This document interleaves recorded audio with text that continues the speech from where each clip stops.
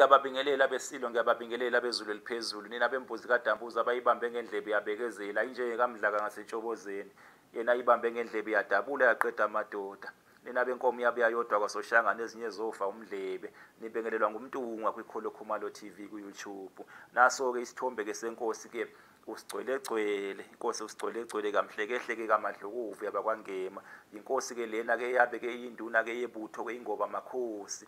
Ingoba makhosi-ke yabuthwa-ke yisilo-ke uCetshwayo ngo-1873 bakwethu-ke. Yayibuye-ke yaziwe ngokuthi ingunobongo wezulu ingoba makhosi-ke. Ibutho-ke leli-ke elelanywa-ke yibutho-ke uLandandlovu. Lona-ke labuthwa ngo-1875 libuthwa yisona futhi isilo-ke uCetshwayo kaMpande ngo-1875. uLandandlovu-ke lwalubuye-ke lwaziwe ngokuthi-ke uve nina beqhawe. Amabutho-ke lawa alwa ngobuqhawe obukhulu eSandlwana ingoba makhosi kanye-ke noLandandlovu. uLandandlovu-ke eSandlwane lwaliholwa-ke umntwana-ke wasezulwini, umntwana uMaxman, umntwana-ke uDabulamanzi kaMpande.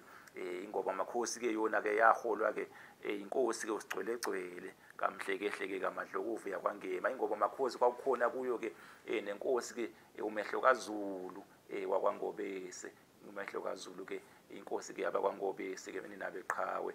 Inkosi umehlo kaZulu-ke kaSihayo yabakwaNgobese nina beqhawe nina bembube.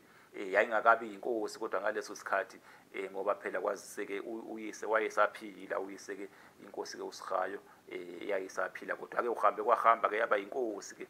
Inkosi-ke umehlo kaZulu kwazise-ke yona eyabe-ke iyinkosana-ke inkosi-ke uSihayo. Inkosi-ke uSihayo-ke yona yasala-ke enkundleni mhla-ke umntwana-ke uyibhebhu-ke eshobocisa laphaya-ke esigodlweni-ke sesilo-ke uCetshwayo-ke mhla ka-21 Ntulikazi 1883 Ondini nina beqhawe. Inkosi-ke usigcwelegcwele-ke lena sesithombeni-ke. Iqhawe-ke leli libuye likhumbuleke kakhulu-ke ngomkhosi-ke oselwa ka-1876 bakwethu-ke mhla-ke kulwa-ke ibutho-ke ingoba makhosi-ke kanye-ke nebutho-ke uThulwana esigodlweni-ke Ondini nina beqhawe. Kuthiwa-ke leyo ngxabano-ke leyo-ke yayisuswe-ke ingxabano eyabe-ke iphakathi-ke kwenkosi-ke usigcwelegcwele-ke yabe-ke induna-ke yengoba makhosi kanye-ke nomntwana-ke uHamu owayengasohlangothini-ke yena-ke lebutho-ke uThulwana. Kwazise-ke vele-ke ibutho-ke uThulwana lalande kakhulu-ke ngabantwana. Lalande kakhulu-ke abantwana nina beqhawe. Lalibuye laziwe ukuthi kaMamboza. Kuthiwa kwasala-ke iy'nsizwa-ke ey'ningi-ke kuleyo mpi leyo, ikakhulukazi-ke ngasohlangothini-ke lwengoba makhosi. Kwazise-ke ingoba makhosi yayiqala nokulwa, yayingakaze-ke ilwe nina beqhawe nina bembubi. Yayiqala-ke ukulwa-ke ngawo lowo mkhosi-ke oselwa ka-1876 nina beqhawe. Ake ngime-ke lapho baphile-ke abezulu eliphezulu.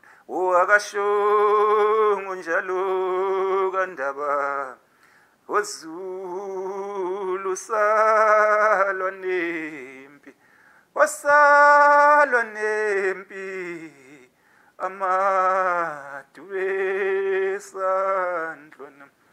Akashongo njalo wenkosi uZulu salwa nempi, wasalwa nempi amadube eSandlwana. Amangise eSandlwana uZulu salwa nempi, wasalwa nempi amadube eSandlwana. Akashongo njalo kaMusu nina beqhawe nina bezulu eliphezulu.